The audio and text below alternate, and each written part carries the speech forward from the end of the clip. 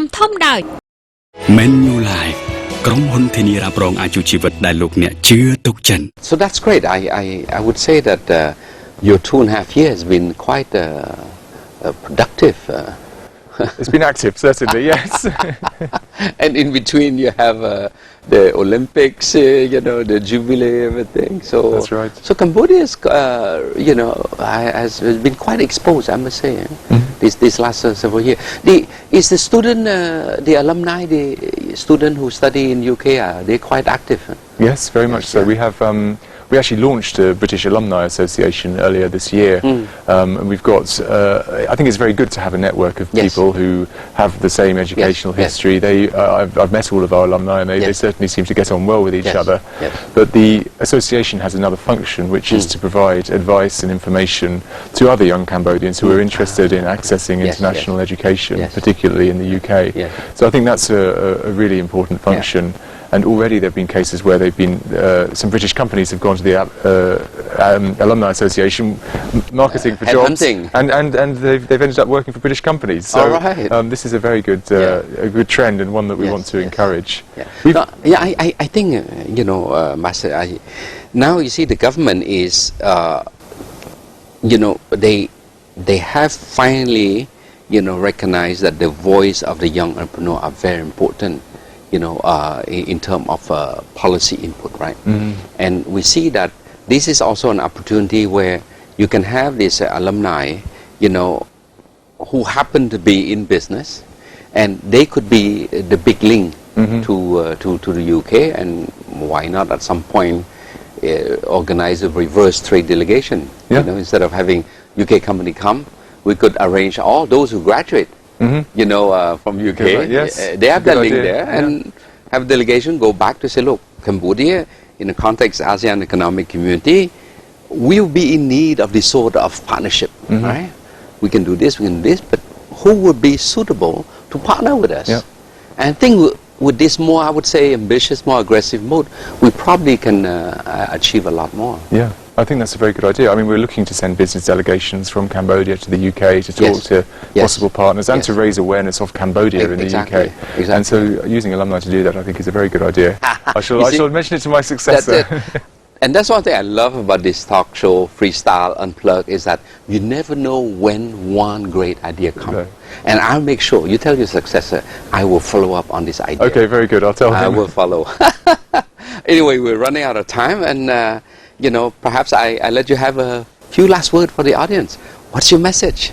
Well, my message is that UK is very committed to its partnership with Cambodia. We're committed to expanding our partnership into many different areas, not just trade and education, but also as a development partner.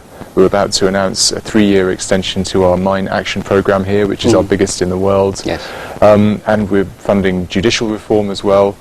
So we're very serious about strengthening this partnership, and we welcome visitors from Cambodia to the UK, whether students, business visitors, and we want to see the relationship go from strength to strength. Yes. Well, thank you so much, my friend. And before I let you go, let me just, on behalf of the Royal Government of Cambodia and on behalf of the audience, a lot of them are students watching our show. Let me just say thank you for serving your government, but in my good country for last 2.5 years, for building and strengthening and deepening the economic collaboration, the cultural exchange. I think these are so important. Cambodia need exposure. Cambodia need access to friends who have advanced knowledge, and that's how, in a very competitive global and regional environment, that's how we're gonna survive. The world, it's not easy. And with the recent Bali Accord on Trade, WTO, there's going to open up many new opportunity. But unless we have access to good quality advice and expertise that we can team up with, technology we can buy, knowledge we can hide, that's the only way we're going to skip the learning curve. So on that note, let me just say humbly, thank you. And thank you very much as well. So we're coming to the end of the show, and as you can hear that for my good friend the Ambassador of UK, his 2.5 years has been extremely busy. from the amount of work of economic activity that transpired. Now we have 1 billion already in trade.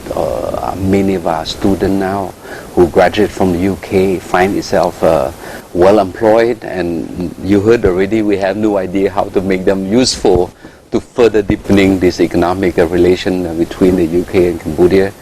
And I'm also happy to hear that the Everything But Arms initiative have brought a lot of good benefit for Cambodia, and I look forward to see the deepening, the strengthening of this relationship with the UK, particularly in the context of technology, know-how, best expertise, whether in engineering, architect, finance. How can Cambodia, the new Cambodia, the young Cambodia, the proactive Cambodia, in the context of the imminent integration to ASEAN Economic Community, how can we tap this knowledge in this resource so that we can become more competitive? And that's how I want to leave you, on this, show. That be competitive, but to be competitive, you need to partner with those who are already competitive. And I think the UK can be a friend in this, long endeavor to succeed the ASEAN Economic Community. So on that note, good night.